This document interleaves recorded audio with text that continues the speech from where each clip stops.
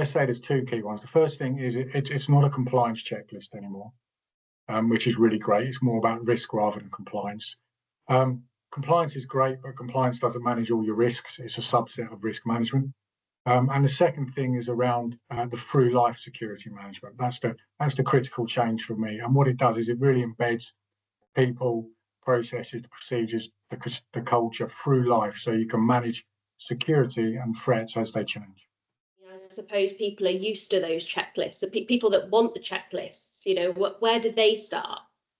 So everyone in a project, in a company, in a delivery has a job, and their focus is on their job.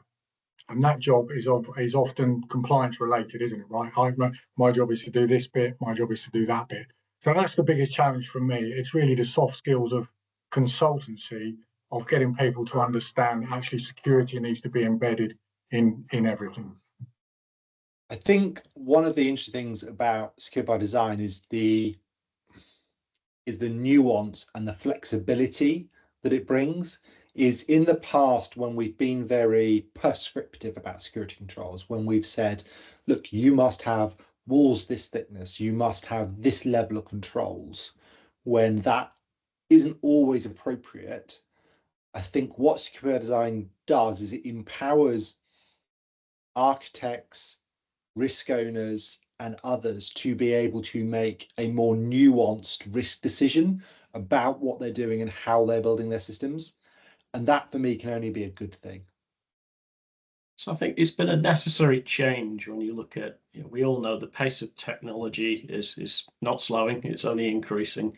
The threat landscape that goes with it, and the traditional methods of, it wasn't just a point in time compliance check, but the products and services that we were using had been tested at a point in time. And that change is happening so quickly now that deploying a firewall that was tested 3 years ago with a particular version of an operating system does not make it secure in today's usage. So the whole process needed to speed up. The way in which these things are done had to change.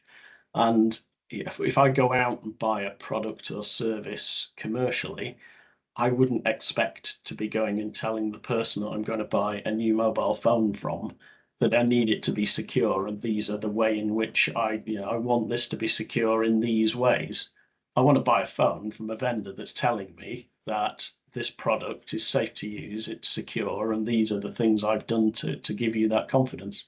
So this is, to my mind, a way of bringing the industry forward and enabling us to help the customers deliver their outcomes that they need in a far quicker and more cost-effective way, by the vendors of the products and services thinking about, advocating and designing in those security principles and selling that concept back to the user and the consumer of those services so they can make an informed decision. They know the scope of use, they can then base their risk appetite and their sort of decisions on, is that the right product and service for me, based on what the vendors are telling them is the right capabilities.